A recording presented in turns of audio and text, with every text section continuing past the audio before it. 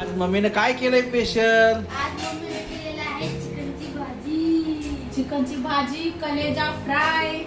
ही बघा चिकनची भाजी आणि मस्त असं कलेजा फ्राय केलेला आहे. हा आहे कलेजा फ्राय केलाय. आता 2 दिवस खाल्लेलं नव्हतं आपण.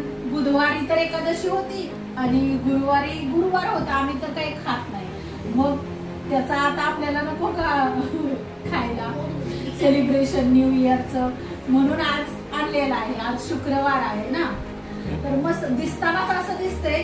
तोंडाला खूप पाणी सुटलेलं आहे. तरी पण मी श्रीला आता एक घास चारते कलेजा फ्रायचा.